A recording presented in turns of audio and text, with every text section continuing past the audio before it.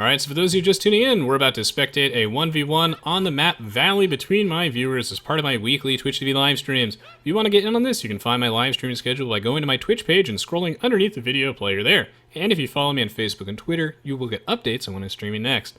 The topic of today's video is going to be early game economy balance, or just economy balance at all stages of the game. I'm also going to be giving miscellaneous early game military tips. Valley is a fairly open, aggressive map like Arabia, perhaps a little bit more defensive, so I think this will be a great example of little tips and tricks you can use to improve your game of Age of Empires 2. Without further ado, let's jump straight into this. Flash literally just woke up, so we'll see how this goes.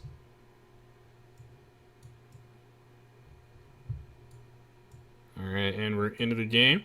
We just adjust a couple things real fast. And yes, so in the left side of the map, we have Twist playing as the Yellow Berbers, and on the right side of the map, we have Flatch playing as the Orange Goths.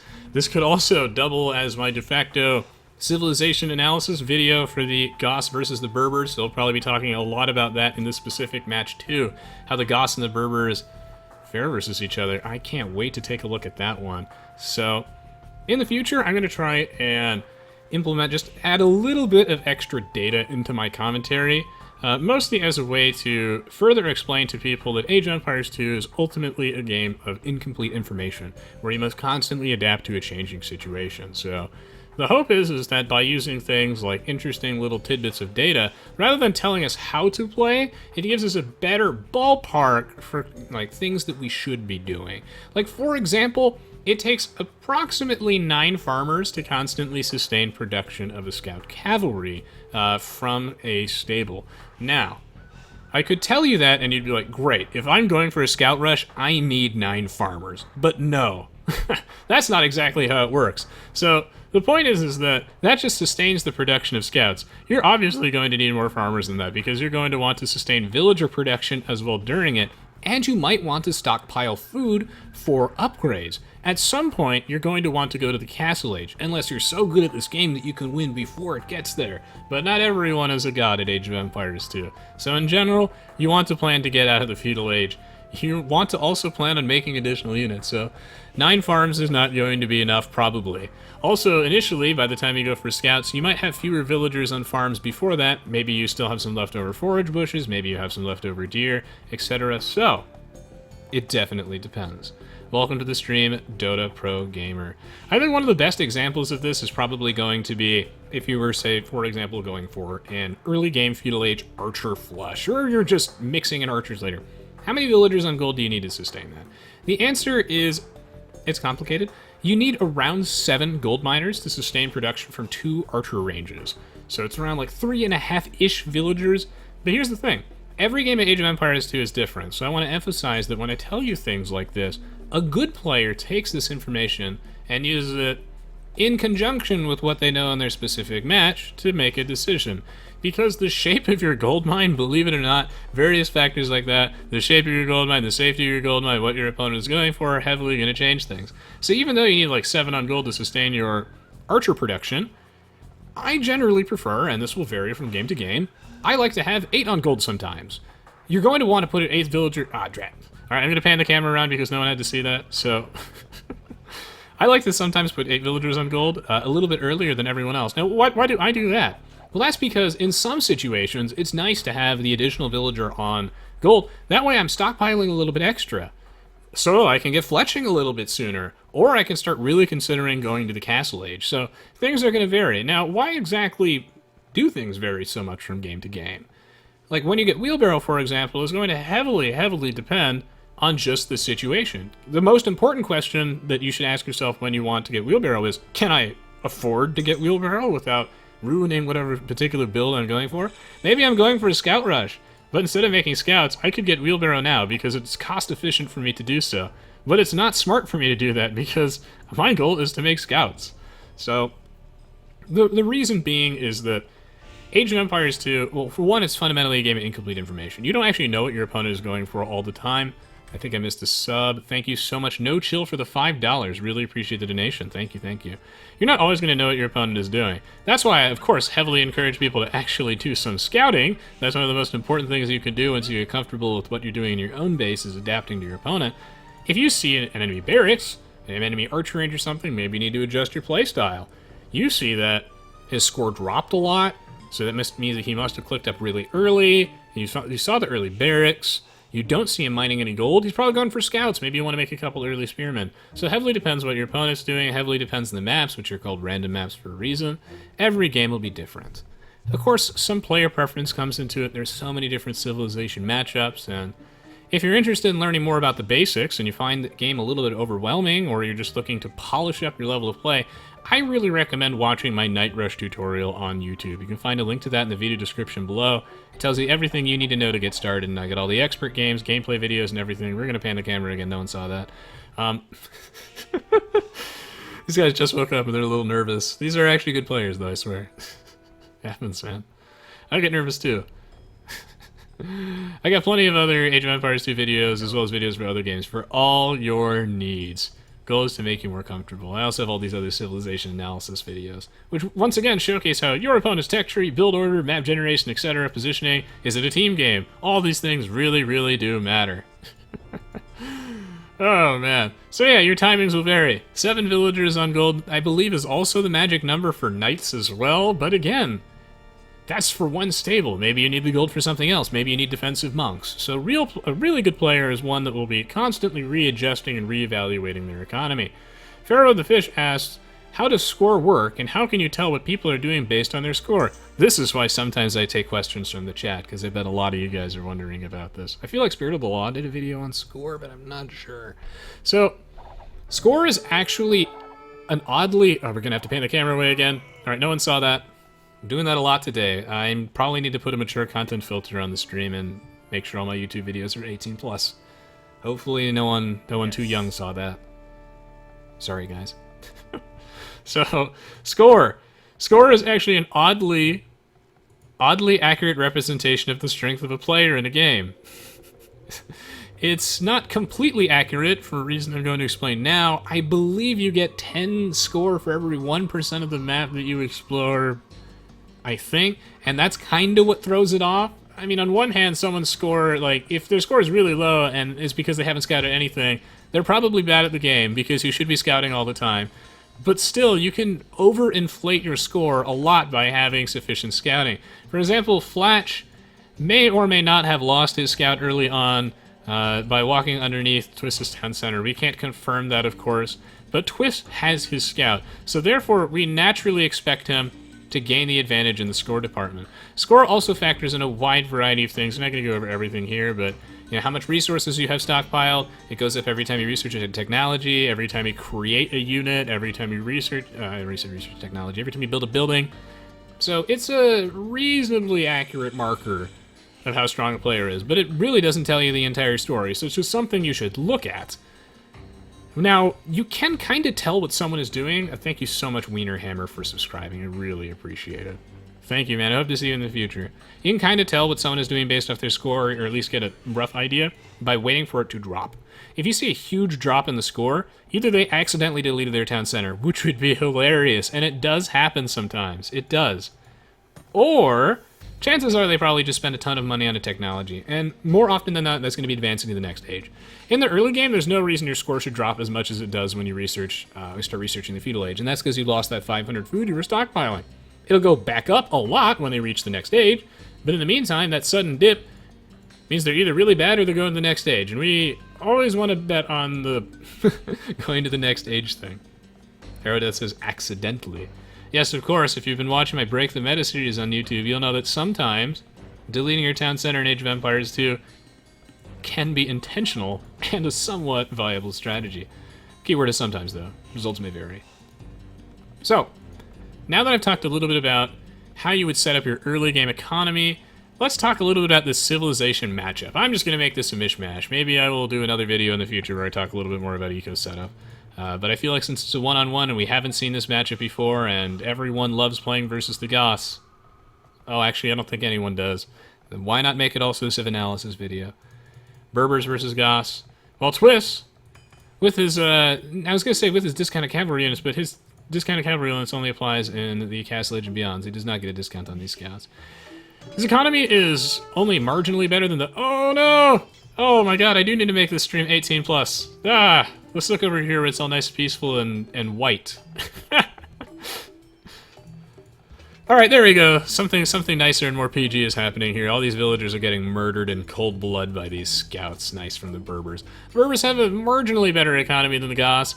Having your villagers move 10% faster is pretty not good as an eco bonus. I did the math in my Berber civilization overview, and it's generally, at least, like, one example is with fishing ships, working 5% faster in the Dark Age for the Japanese is actually much, much better than ships moving 10% faster in terms of the effects on your early game economy. So hopefully that shows you exactly how not great the 10% faster movement speed is as an eco bonus, but it's okay. It makes a marginal impact as the Berbers.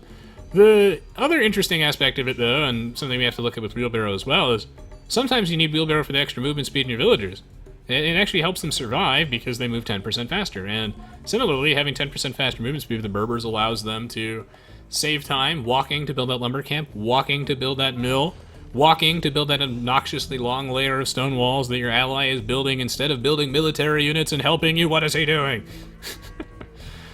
But it's also nice for forwarding, for example. If you wanted to go for a tower rush, get across the map faster to drop those towers, realize that you put them on a wood line your opponent did not actually have a lumber camp on. Oops. Meanwhile, Flash going for a little bit of raiding. The Goths are one of those civs that have a very strong late game, and if you look at their tech tree, it's not immediately obvious at a glance, because if you remember my previous rules for... There's always an exception to a rule. In that, you can tell if a civ has strong late game because you ask yourself, did they have expensive gold costing units, good siege, good gunpowder? Oh, they're probably a really strong late game civilization. That includes things like paladins, Mamluks, etc. Goths don't have those things. What do the Goths have? Infantry that create almost instantly. And once you have the economy to sustain that and the economy to upgrade them all, that's absolutely batshit insane. I hate playing against the Goths so much. But if you hate playing against the Goths just as much as I do, just know that champions are their kryptonite, and hopefully your civilization has them. If not, you're probably the Ethiopians and you can make Shothil warriors, which is a less cost-efficient way of doing that, but life goes on. Pressure them early. If you're the Mayans or Goths, you can always play another game after that. I do have civilization matchup videos, though, for that, if you would like to hear that in more detail. As far as these civs go, I feel like the Berbers have the definitive advantage throughout most of the game, and that maybe the Goths have a chance of overrunning them later. The Goths have the superior late game over a wide variety of civs. It's just that this is not an easy map to wall. They don't have walls anyway. That's why I kind of like how Flatch set up his base. Although his map generation is honestly not very good with his gold at the front on the hill. I mean, Twis's is not great either. This is honestly pretty bad too. But once the Castle Age comes into play, that's when the Berbers really get their power spike, which is the 15% cheaper cost on all their stable units gives them one hell of a night rush. And then it scales up to 20% in the Castle Age and the Imperial Age. This bonus is also amazing because it discounts their camels, and a lot of the times, if you're dealing with your opponent's civilization and they're making knights, camels are a great answer to that, so the Goths have access to knights. I don't expect to see them here, but maybe they come into play, and the Berbers have discounted answers to that. So it's really nice, even though their feudal and Dark Age is not great, the Berbers have an excellent Castle Age, and thankfully they're playing against a civ that's just as slow, if not slower than they are. Which is what the Berbers really hate being punished by super fast civilizations in the early game. Like the Huns, for example, or the Aztecs that can bully the crap out of them before they get to the Castle Age, and the Berbers can just shift spam knights and outplay their opponent with their cheaper knights. Or actually, it's, yeah, so that's a big factor in there, and that doesn't come into play until the Castle Age. Actually, wow, he's going to lame all those deer. Flatcher, of course, has to do this, gain any little advantage that he can. Thank you, Melanie, for linking all those. Now, here's the thing, though. Is that even though the Goths have a good chance of overwhelming the Berbers in the late game, the Berbers, what makes this matchup interesting is the Berbers have plenty of tools to deal with this. Let us not forget that the Berbers not only get champions, which is a key thing in this matchup, they also get hand cannoneers. Those things combined, those two things, actually mean that the Berbers totally have a fighting chance. The thing is though, so you can have all the answers to the Goths in the world, but unless your answers are overwhelmingly insane, and you happen to have definitive map control, you always run the risk of being overwhelmed by them. Because they can just put a barracks over here, and just stream units in. And you can't possibly get Basically, the best offense is a good defense for the Goths. In the later stages of the game, just the fact that their army spawns so quickly can overwhelm you. Welcome to the stream, Dio Gabrales. Welcome, welcome. I totally butchered your name. Just gonna call you Dio Gob. So, Orange on the offensive. Flatch doing some nice little walling, but Twist is on his way to the Castle Age. I believe that Flatch is also advancing too. He's got a stable put down. This is left over from the scouts we saw earlier. And here's another common mistake that players make. I don't know what I'm going to title this video because I'm talking about too many different things. Maybe I'll title it something completely irrelevant, like Real Unicorns in Age of Empires 2 Discovered. 5 easy tricks to get Elo fast. Doctors hate him. Instead, though, we'll probably call it some sort of civ analysis thing. So the general idea here is that when you're going to the Castle Age, you're going to need a ton of farmers, right? To stockpile all that food. He was also making scouts earlier. A really common mistake that I make, and I see a lot of players make, is that once they're starting to advance the Castle Age, they don't move any of their villagers off of the farms. And that's terrible. Hopefully Flatch actually has a use for the 800 food that he's going to have stockpiled in the bank. But of course, though, this is a very good Castle Age timing for him, and I love his wallop and everything else. But this is just for your own future reference. Be wary of the way your economy is set up. Make sure you're constantly reevaluating it with your goals in mind. If I am trying to fast Castle Age and make crossbowmen, I'm going to need all those farms to get to the Castle Age, but I'm not going to need them once I get there. So hopefully he transitions that a little bit. I feel like Twist has a much better balanced economy in that regard, but holy shit, that's a lot of gold. So, what's he going to do with this? Well, he's got one stable here. I mean, he's the Berbers, right? So we assume knights right off the bat. He's coming in here with the scout, trying to do some raiding. He's got bloodlines. He's got +1 defense, which is quite excellent, if I do say so myself. And the knights are coming out. I actually had an interesting piece of trivia for you guys, but let me just double check to make sure that I get this correct. And I don't... Let's see, yes. So, it takes 5 pikeman attacks to kill a knight with no bloodlines. So bloodlines is actually very useful if your opponent is making pikemen or something like that. It takes 6 hits to kill them if they have bloodlines and +2 defense, and you have no offensive blacksmith upgrades in your pikemen. I see players make this mistake all the time, which is why I had to check this earlier today, in which their opponent will be making a bunch of knights, which Twist is doing right now, and Flash might make some pikemen or something in response to this, because he doesn't have camels and I don't see a monastery. That's why I'm bringing this up now. If he does not get forging, and then Twist ends up having +2 defense and bloodlines, which he does here, so thank God I got that right finally, then that means that it's going to take 6 hits for those pikemen to kill it instead of the normal 5, which is standard. So, Flatch is definitely going to want to get forging if he wants to kill these knights more efficiently. Bingo! Hope that makes sense. So in this case, he's got bloodlines, +2 defense. You'll actually need forging. And I get the feeling that since he's the Goths, which is oddly convenient for that talking point, but I've got a long page of notes. I had to scroll through it just to figure that out. Ah, he's got +1 defense. See, this is what I was talking about. I don't generally recommend making pikemen when your opponent is going for a night rush, but sometimes you just have to do it. I feel like a defensive monk here would be better, but he doesn't have camels, so he's going to make pikemen anyway because his pikemen are super discounted. I think that's fine for the Goths, but in this situation, because he has bloodlines and +2 defense, you actually need forging. Otherwise, it's going to take an additional hit to kill those knights. And that's really terrible for you, because knights are already able to actually trade with pikemen one-on-one, and the knights apply so much more offensive pressure. They have so many more advantages. You had to get the pikeman upgrade first. Still, though, it's not that bad, and the good news is since he's the Goths and his pikemen are reduced, this is actually a more viable response than it otherwise normally would be. In fact, it's probably fine, but generally I'd recommend monks and or camels is a good response there. So yeah, he's going to actually want forging here at some point. Meanwhile, though, Twist recognizes that he has definitive map control, and he's spamming these knights like nobody's business, moving the line forward. And he is probably going to drop a siege workshop, but he has to be very careful that he doesn't walk into the fog of war of these houses. Does Flatch have Town Watch? He does not have Town Watch. I always neglect Town Watch. This is one of those instances where if you did have it, you would have seen this coming. And I'm not entirely sure if it was worthwhile, but I feel like at 28 minutes in, actually that is. That's just a really minor thing that I do too, where if I had Town Watch, then I would have seen this, so. Just good for future reference. Here comes the Siege Workshop. He's doing this, of course, because Flatch is hiding behind his palisade walls. Flatch, knowing that he probably has the late game advantage, even though Twist has all the tools, just because the Goths are such an absolute monster late game. So he just needs to survive, build up his economy, and if he can eventually get his economy large enough that he can use pikemen to efficiently deal with those knights, then he's in the clear. Now, why does Flatch have +1 defense? Defensive upgrades are almost always right to get for the infantry units, or just your melee units in general. That way they live long enough to actually do damage. It's really important with raiding, town centers, dealing with ranged units. The thing is that Twist has been making, not exclusively, I mean, I'm not sure if he actually built any non-melee units earlier on, but at this point, he's making only knights. I didn't realize this, but foraging is a little bit more important than it might otherwise seem in a situation like this, so... Would have liked to have seen that. I'm also not sure if he has squires or anything, but squires, I think, is also a priority over +1 defense. He's not really playing offensively here. Twist's going to try and pressure this palisade wall, get in there, and try and seal the deal. This town center is on a hill, which is actually quite awkward for Twist, meaning that he's going to be dealing 25% reduced damage. So, we'll see.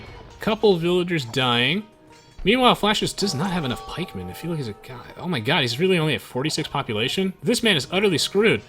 I think it's because he just woke up, but how the hell did this happen?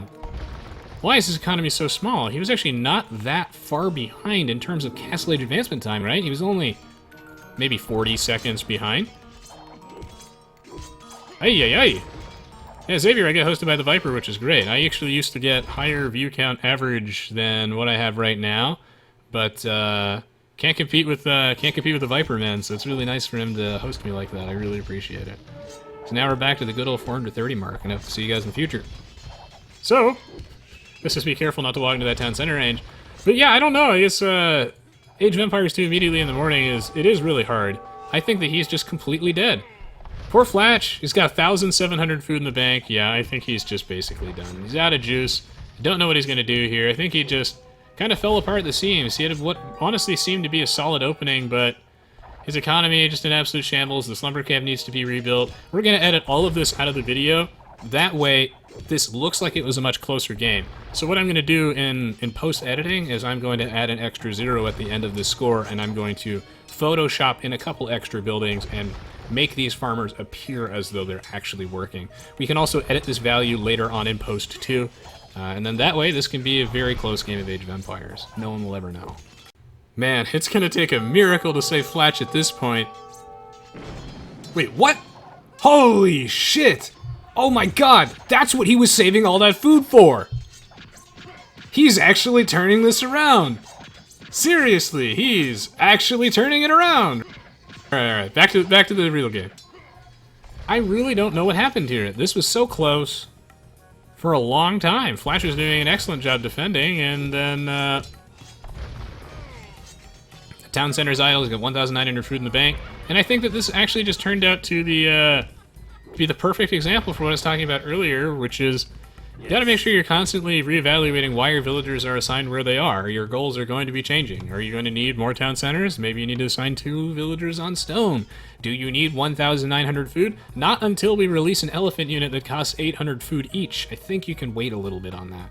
So the economy is just a little bit imbalanced. I think he got thrown off by actually being successfully raided because of the hole in his wall, and as a result, GG, well played. There's always a hole in the wall. But I'll give these guys a thumbs up for good sportsmanship. Flash seems to be taking it very well. So yeah, GG, well played. Hopefully you guys enjoyed watching this one. I don't think I'll make this a de facto Civ analysis video. We'll just make it a little eco-balance tips thing, and then we'll revisit the Civ analysis side of it in the future, because we really didn't get to see too much of at least the Goth side coming into play. I mean, generally I like to do these on Arabia, where it is a faster game, because your average game of Age of Empires 2 doesn't get to the point where, the Turks just happen to have $10 billion and 100 bombard cannons. No, I like to compare them in a more realistic thing, which is, yeah, they have an early game too, and even though early game these civs tend to bleed together, the little differences that they have between them make them play colossally differently. We did see a couple aspects of it coming into play here, though. Like, Twist, of course, predominantly making knights is because he was the Berbers. He had a little bit of an early game lead because his eco is just a bit stronger. And then Flatch being able to respond with pikemen and that honestly being viable is because of the Goths discount. Overall, though, things did not work out at all past 25 minutes in, so we're going to edit out all of that and then splice in some footage of the Viper versus Doubt Best of 21, and I don't think anyone will notice. The new Rhino unit will cost 800 food. Shh. It's a rhino mounted on top of an elephant because people have been telling us they love the elephant units. Of course, kidding, of course, that's not happening. GG, well played. Hopefully you guys enjoyed watching this one as much as I did. I had a blast. Yeah, I mean, this game was, it was honestly closer than, or at least it was close for a little while. And then everything fell apart. Yeah, I guess he just fell super far behind in the villager department too. Not exactly sure how that happened, but I think that was a very decisive point where somehow Twist just started pulling ahead. I don't know if that's because Twist had the town center up sooner. I feel like it must have been idle time, but I'm not sure. GG, well played. Always memoriam. Good to see ya. Hello, the Dark Wolf as well. Welcome to the stream. Hello, Oreo RC16. Yeah, the hold made a reasonable difference, yes. But those Palisade Walls are honestly not going to hold versus anything, so I don't think it was completely decisive, but it definitely made a difference. Well, in the stream as well, size 12. Indeed, Did You Maker, indeed. Thank you so much, Bot Oinker. Really appreciate it. Says, just found your channel. I love it. Well, thank you so much, guys, for all the wonderful, wonderful positive feedback today. I always enjoy it. I do take the time to read all of your comments on Reddit and or YouTube, even if I don't get a chance to respond to each of them individually, so thank you so much. If you enjoyed today's live stream, I heavily encourage you to check out my YouTube channel, where I do have plenty more Age of Empires 2 videos, as well as videos for other games. For those of you who take the time to actually check out those, like my Rebels of Aether thing, that means a lot to me. It really helps improve the longevity of the channel. That was all for today, though, as I am a man of limited stamina. And I'm a firm believer in quality over quantity. So we'll see you all next week. Stay tuned, stay tuned. Please do follow, check out my social media pages. That way you'll know when I'm streaming next. Remnant Monarch has new tutorial on how to handle holes. You watch my Night Rush tutorial. If they get in your base, it's not going to matter. You're already going to be in the post-Imperial Age with Death Stars and everything. It'll be no problem. Revelda says, I play Aoe2 with my girlfriend. She thinks I practice, but I really just watch your stream. Thank you so much, Revelda. It is kind of practice, as Pete says. Yeah, thanks, Melanie. Stay tuned, everybody. And, well, tune in next week, I mean. Thank you, GSP. Really appreciate it. Elephant Monks? I agree that sounds like a good idea, but I can't make that happen. Aye, too much food, Fletch. Thank you, You're the Bows. Indeed, those cheap Berber Knights. See you, Did You Maker. See you, Hey, you know, OP. Bye, JT Lonely Knight.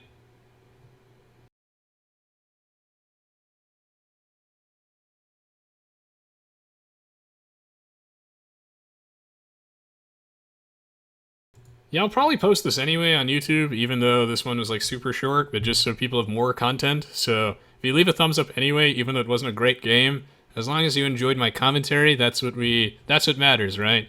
So I appreciate it because I want to keep the flow of content going. So I could either not post it because it was not a great game, or I could post it and you get more AoE content. It's not like I'm posting it instead of posting something else. I just didn't have anything else to post, so. Much appreciated in advance. I know who you are. Thank you.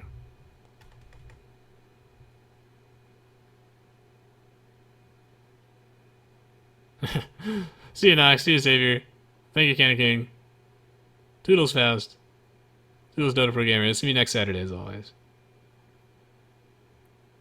No, Flash. Don't worry. I'm gonna edit out everything. No one's gonna even. I actually might do that as a joke at some point.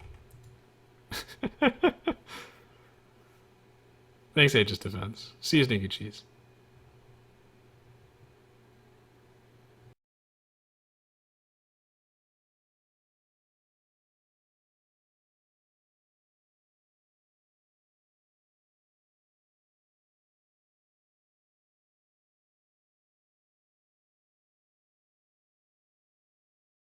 Yeah, I'll use the black bars like I'm censoring it. I'll also make it a mature video only flat, so it'll be 18 plus. I will update the schedule, Melanie. Yeah, I'll go do that now. Thank you, Tech. Sounds good. Sounds good, McKay. Yeah. See you, Django. Great to see you as always, man. I know you missed me playing, and I will play again later this year. It'll happen. See you, Marksman. If you guys are looking for more AoE content, check out YouTube in the meantime. Toodles. Take care.